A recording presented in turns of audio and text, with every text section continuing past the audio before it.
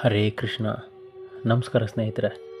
ಇಂದಿನ ಶ್ಲೋಕದಲ್ಲಿ ಶ್ರೀಕೃಷ್ಣ ಹೇಳ್ತಾನೆ, ಯಾವ ಭಕ್ತರು ನನ್ನನ್ನು ಯಾವ ಭಾವದಿಂದ ಭಜಿಸುತ್ತಾರೋ ಅವರನ್ನು ನಾನು ಕೂಡ ಅದೇ ಭಾವದಿಂದ ಭಜಿಸುತ್ತೇನೆ.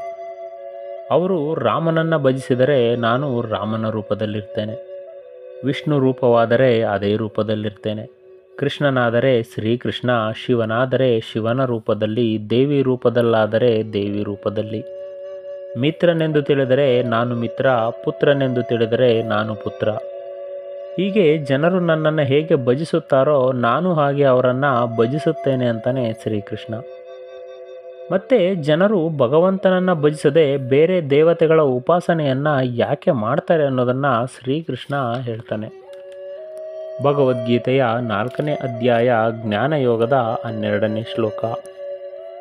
ಕಾಂಕ್ಷತಃ ಕರ್ಮಾಣಂ ಸಿದ್ಧಿಂ ಯಜಂತ ಇಹ ದೇವತಾ, ಕ್ಷಿಪ್ರಂ ಹಿ ಮಾನುಷೇ ಲೋಕೆ ಸಿದ್ಧಿರ್ಭವತಿ ಕರ್ಮಜ. ಈ ಶ್ಲೋಕದ ಅರ್ಥ, ಈ ಜಗತ್ತಿನಲ್ಲಿ ಜನರು ಫಲಾಪೇಕ್ಷಿತ ಕರ್ಮಗಳಲ್ಲಿ ಸಿದ್ಧಿಯನ್ನು ಬಯಸ್ತಾರೆ, ಆದ್ದರಿಂದ ಅವರು ದೇವತೆಗಳನ್ನು ಪೂಜೆ ಮಾಡ್ತಾರೆ. ಈ ಜಗತ್ತಿನಲ್ಲಿ ಫಲಾಪೇಕ್ಷಿತ ಕರ್ಮದಿಂದ ಜನರು ಶೀಘ್ರವಾಗಿ ಸಿದ್ಧಿಯನ್ನು ಪಡಿತಾರೆ ಅಂತಲೇ ಶ್ರೀಕೃಷ್ಣ. ಈ ಶ್ಲೋಕದ ಭಾವಾರ್ಥ, ಬೇರೆ ಬೇರೆ ದೇವತೆಗಳನ್ನು ಕುರಿತು ಯಾಗ ಪೂಜೆಗಳನ್ನು ಮಾಡ್ತಾರೆ. ಯಾಕೆ ಅಂದರೆ ಕರ್ಮಾಣಾಂ ಸಿದ್ಧಿಕಾಂಕ್ಷಿತಃ, ಅಂದರೆ ಕರ್ಮದ ಸಿದ್ಧಿ, ಅಂದರೆ ಅದರ ಫಲಕ್ಕಾಗಿ. ಯಾವುದೇ ಲೌಕಿಕ ಫಲವನ್ನು ಅಪೇಕ್ಷಿಸುವವರಾಗಿ ಬೇರೆ ಬೇರೆ ದೇವತೆಗಳನ್ನು ಪೂಜೆ ಮಾಡ್ತಾರೆ. ಉದಾಹರಣೆಗೆ ಲಕ್ಷ್ಮೀ ದೇವಿಯನ್ನು ಪೂಜಿಸಿದರೆ ದುಡ್ಡು ಬರುತ್ತೆ ಅಂತ, ಸಂಪತ್ತಿನ ಅಪೇಕ್ಷೆಯಿಂದ ಲಕ್ಷ್ಮಿಯ ಆರಾಧನೆಯನ್ನು ಮಾಡ್ತಾರೆ. ಸರಸ್ವತಿ ದೇವಿಯನ್ನು ಮೆಚ್ಚಿಸಿದರೆ ಜ್ಞಾನ ಸಂಪತ್ತು, ಬುದ್ಧಿ, ವಿದ್ಯೆ ಸಿಗುತ್ತೆ ಅಂತ. ರುದ್ರದೇವರ ಅನುಗ್ರಹವಾದರೆ ನಮ್ಮ ದೇಹದ ಕಾಯಿಲೆ ಕಷ್ಟಗಳು ದೂರ ಆಗುತ್ತೆ ಅಂತ ರುದ್ರದೇವರ ಆರಾಧನೆ ಮಾಡ್ತಾರೆ. ಹೀಗೆ ಕರ್ಮಕ್ಕೆ ಬೇರೆ ಬೇರೆ ಫಲಗಳನ್ನು ಬಯಸ್ತಾರೆ, ಬೇರೆ ಬೇರೆ ದೇವತೆಗಳನ್ನು ಆರಾಧಿಸುತ್ತಾರೆ. ಹೀಗೆ ಯಾಕೆ ಮಾಡ್ತಾರೆ ಅಂದರೆ ಕರ್ಮದ ಫಲ ಬೇಗ ಬೇಗ ಸಿಗುತ್ತೆ ಅಂತ. ಬೇರೆ ಬೇರೆ ಅಪೇಕ್ಷೆಗಳನ್ನು, ಬೇರೆ ಬೇರೆ ದೇವತೆಗಳನ್ನು ಆರಾಧನೆ ಮಾಡಿದರೂ ಆ ದೇವತೆಗಳ ಒಳಗೆ ನಾನಿದ್ದು ಅವರಲ್ಲಿ ನನ್ನಿಂದ ಸಿದ್ಧಿಯನ್ನು ಪಡಿತಾರೆ ಅಂತಲೇ ಶ್ರೀಕೃಷ್ಣ. ಯಾವ ದೇವತೆಗಳನ್ನು ಪೂಜಿಸಿದರೂ ಫಲ ಕೊಡುವವನು ನಾನೊಬ್ಬನೇ ಅಂತಾನೆ. ನಮ್ಮಲ್ಲಿ ಕೆಲವರು ದೇವತೆಗಳಿಗೂ ಮತ್ತು ಭಗವಂತನಿಗೂ ವ್ಯತ್ಯಾಸ ತಿಳಿಯದೆ ದೇವತೆಗಳಲ್ಲಿ ಭಗವಂತನೆಂದು ಪೂಜಿಸ್ತಾರೆ. ಇದು ದೇವತೆಗಳ ಬಗ್ಗೆ ನಮ್ಮಲ್ಲಿರುವ ಒಂದು ತಪ್ಪು ಕಲ್ಪನೆ.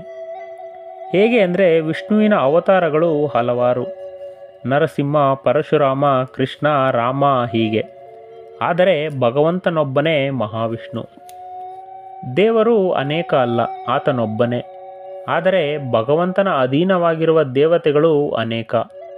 ನಾವು ತಕ್ಷಣ ಫಲ ಪಡೆಯುವ ಅಪೇಕ್ಷೆಯಿಂದ ಭಗವಂತನನ್ನು ಮರೆತು ದೇವತೆಗಳ ಸಮೂಹವನ್ನು ಪೂಜಿಸುವ ಸಂಪ್ರದಾಯವನ್ನು ಬೆಳೆಸಿಕೊಂಡಿದ್ದೇವೆ.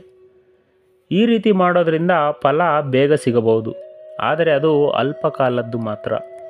ಭಗವಂತನನ್ನು ಯಾವ ರೂಪದಲ್ಲೇ ಪೂಜಿಸಿದರೂ ಐಹಿಕ ಭೋಗಕ್ಕಾಗಿ ಪೂಜಿಸದೆ ಆ ಸರ್ವಂತರ್ಯಾಮಿ ಭಗವಂತನನ್ನು ಸೇರುವ ಅನುಸಂಧಾನದಿಂದ ಪೂಜಿಸುವುದು ಆಧ್ಯಾತ್ಮಿಕ ಸಾಧನೆಯಲ್ಲಿ ಅತಿ ಮುಖ್ಯ ವಿಚಾರ. ನೀನು ನಿನ್ನ ದೇವರು ಕೃಷ್ಣ ಎಂದರೂ ಸರಿ, ರಾಮ ಎಂದರೂ ಸರಿ, ಶಿವ ಎಂದರೂ ಸರಿ, ಆದರೆ ನಮ್ಮೆಲ್ಲರನ್ನ ಕಾಪಾಡಿ ಪೋಷಿಸುವ ಶಕ್ತಿ ಒಂದೇ ಎನ್ನುವ ನಿಜ ತಿಳ್ಕೊಂಡಿರಬೇಕು. ಭಗವಂತನನ್ನು ವಿವಿಧ ರೂಪದಲ್ಲಿ ಪೂಜಿಸಬಹುದು, ಆದರೆ ವಿವಿಧ ಭೋಗಕ್ಕಾಗಿ ವಿವಿಧ ದೇವತೆಗಳನ್ನು ದೇವರೆಂದು ಪೂಜಿಸುವುದು ಆಧ್ಯಾತ್ಮಿಕ ಸಾಧನೆಯಾಗಲಾರದು. ದೇವತೆಗಳ ಮುಖೇನ ಅಥವಾ ದೇವತೆಗಳಲ್ಲಿ ಭಗವಂತನನ್ನು ಕಾಣೋದು ತಪ್ಪಲ್ಲ. ಯಾಕೆಂದರೆ ಆತ ಸರ್ವಾಂತರ್ಯಾಮಿ, ಆತನಿರದ ಸ್ಥಳವಿಲ್ಲ. ಇಲ್ಲಿ ಶ್ರೀಕೃಷ್ಣ ತನ್ನ ಅವತಾರದ ಉದ್ದೇಶ ಮತ್ತು ರಹಸ್ಯವನ್ನು ಹೇಳಿ ಜ್ಞಾನದಿಂದ ಸಿದ್ಧಿ ಪಡೆದ ಉದಾಹರಣೆ ನೀಡುತ್ತಾನೆ. ಬಹುದೇವತಾವಾದವನ್ನು ತೊಡೆದು ಹಾಕಿ ದೇವರು ಒಬ್ಬನೇ, ದೇವತೆಗಳು ಹಲವು ಎನ್ನುವುದನ್ನು ಸ್ಪಷ್ಟಪಡಿಸ್ತಾನೆ ಶ್ರೀಕೃಷ್ಣ. ಆದರೆ ಇಲ್ಲಿ ಮತ್ತೊಂದು ಪ್ರಶ್ನೆ ಮೂಡುತ್ತೆ. ಏನೆಂದರೆ, ಈ ಮನುಕುಲದ ಸೃಷ್ಟಿ ಭಗವಂತನಿಂದಾಗಿದೆ, ಆದರೆ ಒಬ್ಬ ಮಾನವ ಇನ್ನೊಬ್ಬನಂತಿಲ್ಲ. ಸ್ವಭಾವದ ವೈವಿಧ್ಯತೆಯ ಮೂಲ ಯಾವುದು?